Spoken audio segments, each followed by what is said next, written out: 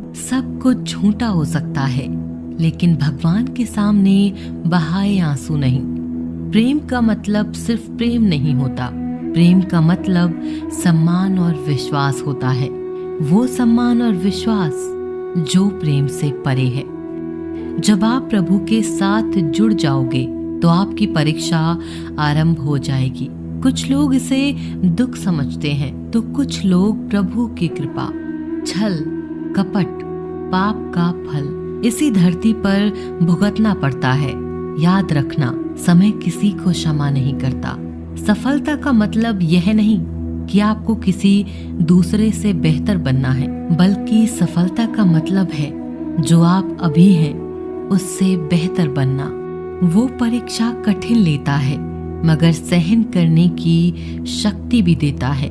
आपकी जिंदगी में कुछ नहीं बदलेगा जब तक आप खुद को नहीं बदलेंगे। मुंह पर सच बोल देने और गुस्सा कर लेने वाले लोग उन लोगों से करोड़ों गुना बेहतर हैं जो आपके सामने कुछ और हैं, पीठ पीछे कुछ और हैं। किसी का दर्द समझने के लिए इंसान के अंदर का इंसान होना जरूरी है। कौवा कोयल की आवाज को दबा सकता है मगर खुद की आवाज मधुर नहीं बना सकता। उसी तरह निंदा करने वाला व्यक्ति सज्जन को बदनाम कर सकता है मगर खुद सज्जन नहीं बन सकता।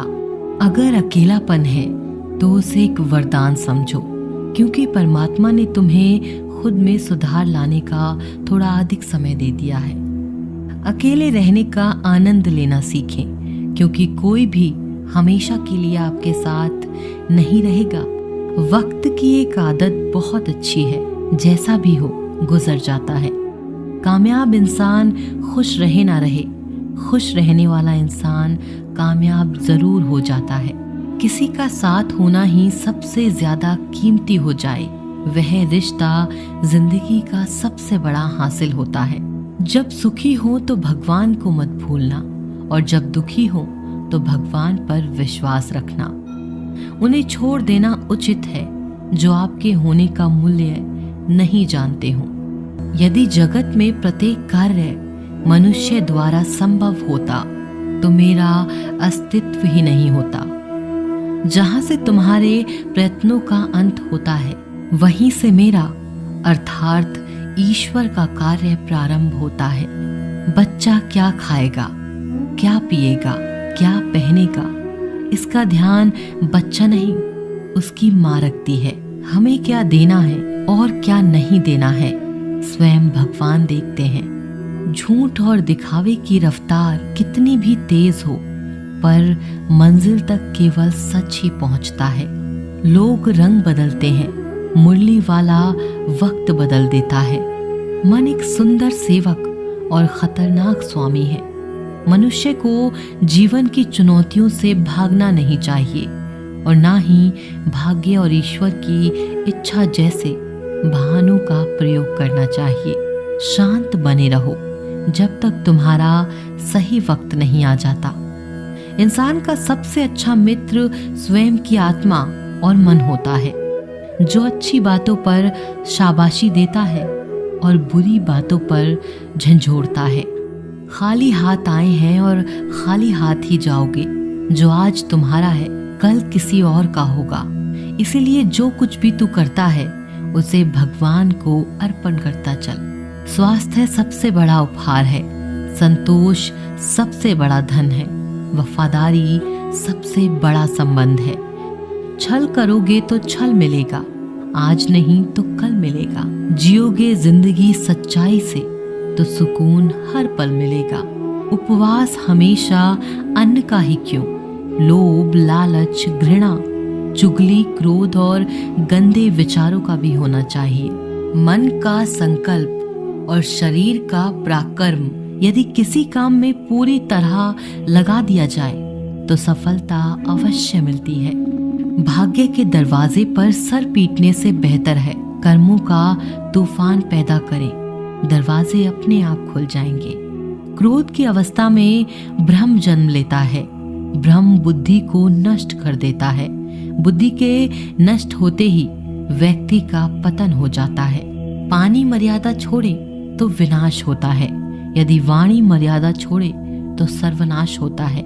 किसी को धोखा देना एक कर्ज है जो आपको किसी और के हाथों एक दिन जरूर मिलेगा। कलयुग है, हमेशा तैयारी के साथ ही रहना। मौसम और इंसान कब बदल जाएं, इसका कोई भरोसा नहीं। भगवान कहते हैं, तुम मेरी ओर देखोगे तो मैं भी तुम्हारी ओर देखूंगा। तुम जिस भाव से मुझे याद करोगे उसी भाव से मैं तुम्हारे पास आऊंगा। बदला लेने के लिए मत सोचो, आराम से बैठो। जिन लोगों ने आपके साथ बुरा किया है, अंत में उनके साथ भी बुरा ही होगा। इस दुनिया में जुनून जैसी कोई आग नहीं है, मूर्खता जैसा कोई जाल नहीं है, नफरत जैसा कोई दरिंदा नहीं है और लालच जैसी कोई धार नहीं है। प्रसन्नता का कोई मार्ग नहीं है, बल्कि प्रसन्नता ही एक मार्ग है। अगर आप सही दिशा में हैं तो चिंता मत कीजिए, बल्कि उस दिशा में चलते रहिए। ऐसा करने से अवश्य ही आप अपने लक्ष्य को प्राप्त कर लेंगे। इस पूरी दुनिया में सबसे ज्यादा कीमती है समय, इसीलिए इसे बर्बाद ना करें, नहीं तो अंत में आपको पछतावे के अलावा कुछ नहीं मिलेगा। जिंदगी में अपनी तुलना किसी से मत करो। जैसे चांद और सूरज की तुलना नहीं की जा सकती, क्योंकि दोनों ही अपने अपने वक्त पर ही चमकते हैं। यदि किसी काम को करने में डर लगे तो याद रखना, ये डर संकेत है कि आपका काम वाकई में बहादुरी से भरा है। ख्वाब जिनके ऊंचे और मस्त होते हैं, इम्तिहान भी उनके जबरदस्त होते हैं, हौसले भी उनके कई बार पस्त होते हैं, लेकिन जुनून में वो मदमस्त होते हैं। पहाड़ की ऊंचाई आपको कभी आगे बढ़ने से नहीं रोकती, बल्कि आपके जूते में पड़े कंकड़ आपको आगे बढ़ने से रोकते हैं। निकाल फेंको उस कंकड़ को। सिर्फ मरी हुई मछली पानी का बहाव चलाती है। जिस मछली में जान होती है वो अपना रास्ता खुद बनाती है। अपने हौसलों को ये मत बताओ कि तुम्हारी परेशानी कितनी बड़ी है, अपनी परेशानी को बताओ तुम्हारे हौसले कितने बड़े हैं। सफल वो नहीं जो अपने दुश्मनों पर विजय प्राप्त करता है, बल्कि सफल तो वो है जो अपनी इच्छाओं पर भी विजय प्राप्त करता है। अगर केवल इसीलिए आपने अपने सपनों पर काम करना बंद कर दिया है क्योंकि किसी को लगता है कि आप उसे नहीं कर सकते हैं, तो वो आपका सपना नहीं है, वो आपकी बस एक छोटी सी इच्छा है। जो लोग आपको नजदीक से नहीं जानते, उनकी बातों को भी दिल पर मत लो। आगे बढ़ो और कुछ करके दिखाओ। जिंदगी में अच्छे लोगों की तलाश मत करो, बल्कि खुद अच्छे बन जाओ। आपसे मिलकर शायद किसी की तलाश पूरी हो जाए। यदि आप उड़ नहीं सकते तो दौड़ो, यदि आप दौड़ नहीं सकते तो चलो, चल नहीं सकते तो रेंगते हुए चलो, लेकिन हमेशा आगे बढ़ते रहो। एक बार गुरु ने अपने शिष्यों से पूछा, क्या आप जानते हैं हमारे अंदर एक बड़ा युद्ध निरंतर चल रहा है। जब सारे शिष्य चुप रहे तब गुरुजी बोले, वास्तव में सबसे बड़ी लड़ाई हमारे अंदर दो भेड़ियों की है। एक काला भेड़िया जो क्रोध, ईर्ष्या, अहंकार, दुख, ग्लानि, लालच और झूठ की भाषा बोलता है। दूसरा सफेद भेड़िया जो आनंद, प्रेम, दया, विचार और सद्भावना की भाषा बोलता है। इसी लड़ाई के शोर में हम पहले से मौजूद मन की शांति भूलकर उसे कहीं और ढूंढने की कोशिश करते हैं। गुरु ने कहा, हम में से कोई भी इस लड़ाई के शोर से नहीं बचा। ये लड़ाई मेरे अंदर भी चलती है और आपके अंदर भी। शिष्यों ने गुरु की बात ध्यान से सुनी और पूछा, गुरुजी, तो इस लड़ाई में जीत किसकी होगी?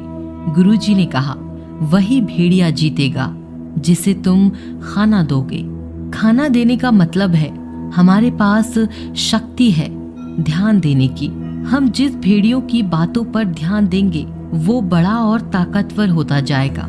इसीलिए हमेशा क्रोध से पहले दया चुनना चाहिए, लालच से पहले उदारता, चिंता से पहले शांति और स्थिरता जोड़नी चाहिए और चलन से पहले सद्भावना को चुनना चाहिए। ऐसा करते करते हमारा मन अपने आप आनंदित रहने लगता है। जैसे शरीर को आराम दिया जाए तो वो खुद ठीक होने लगता है, वैसे ही जब मन को शोर से आराम मिलता है तब वो खुद ब खुद निर्मल हो जाता है।